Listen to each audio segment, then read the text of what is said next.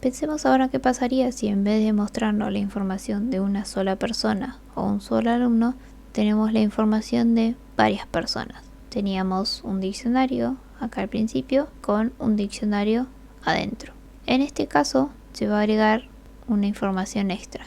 Sigue valiendo el hecho de que nosotros estamos creando un diccionario dentro de un diccionario si nos ponemos a analizar cada una de las personas. Pero antes de llegar a ese punto necesitamos poder acceder al primer dato, que es de una persona, el segundo dato sería de la segunda persona y el tercer dato de la tercera persona. Para eso vamos a usar listas. Bien, primero que nada veamos qué es una lista. Una lista es básicamente una estructura de datos que se va a guardar de manera contigua dentro de la memoria. Es decir, que los datos se van a guardar uno seguido del otro. En este caso la lista, en vez de el diccionario que se accedía con clave valor, vamos a acceder a través de un índice. Todas las listas en App Inventor comienzan desde el índice 1. Hay que tener en cuenta que, por ejemplo, esta lista que va a ser de personas, en la posición 1 tiene la información de una persona, en la posición 2 la información de otra persona y así siguiendo. Si por ejemplo esta lista guardaba números, en cada una de las posiciones de mi lista va a haber un número. Siempre vamos a priorizar que se estén guardando los mismos tipos de datos en la lista. Si yo estoy guardando números, todas las posiciones van a ser de números. Si yo estoy guardando diccionarios, todas las posiciones de mi lista van a ser diccionarios con la misma estructura. En este caso, si yo a la lista le digo dame la información que tenés en la posición 2, ¿sí? La información de la posición 2 tiene información de la persona 2. La lista en la posición 1 va a tener información de la persona 1.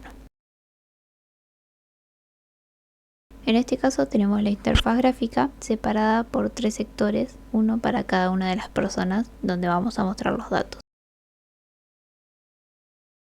Primero que nada necesitamos ponerle funcionalidad al botón que va a hacer que se conecte a nuestro servidor. Le tenemos que poner la URL a la que nos vamos a conectar y luego le hacemos el get. Una vez que nosotros obtenemos la respuesta del servidor, lo que vamos a hacer es de la misma manera que hacíamos antes. Vamos a transformar en un diccionario la respuesta del JSON que nos dio el servidor. En este caso dijimos que vamos a guardar información de muchas personas. Es por eso que nosotros, para guardarnos la información del JSON, vamos a querer acceder al diccionario bajo la clave personas. Fíjense acá, teníamos la clave personas con información adentro. Antes, esta clave personas, cuando nosotros accedíamos, teníamos un diccionario adentro. Ahora va a cambiar y en realidad al acceder nosotros a la clave personas nos va a dar una lista. Fíjense cómo cambia la estructura de JSON, que en este caso tenemos un corchete en vez de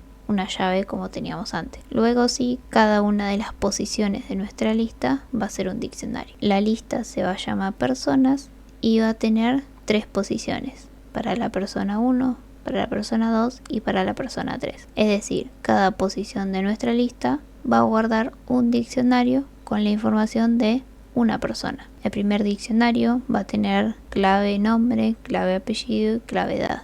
El segundo diccionario va a tener justamente también la misma estructura, pero lo que van a cambiar son los valores que guardan cada una de esas claves. Entonces, en nuestro código nosotros teníamos que una variable que se llamaba lista de personas. ¿Y por qué lista de personas? Porque recordemos que cuando nosotros transformamos este JSON en un diccionario, accedimos a la clave personas y obtuvimos el valor. El valor que está bajo la clave personas es esta lista de acá.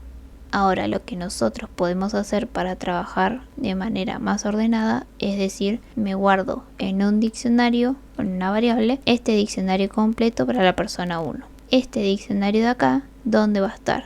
Y va a estar en la lista en la posición 1. Este segundo diccionario va a estar en la lista en la posición 2. Entonces, si nos fijamos, nosotros tenemos bloques de listas para manejar cualquier dato de las listas. En nuestro caso nos vamos a crear una variable que se llama persona 1 a la que le vamos a guardar la información que tiene la lista que creamos antes en la posición 1. En la persona 2, que es otra variable, vamos a guardar la información que tiene la lista de personas que habíamos creado antes en la posición 2. O sea, lo que estamos haciendo es básicamente decirle a la lista de personas, dame lo que tenés en la posición 1, o sea, este diccionario. Entonces, esta persona 1 va a tener un diccionario adentro. Y después, ¿cómo lo manejo? Como siempre, fíjense que en el dato 1 yo estoy obteniendo el valor que está bajo la clave nombre del diccionario de la persona 1.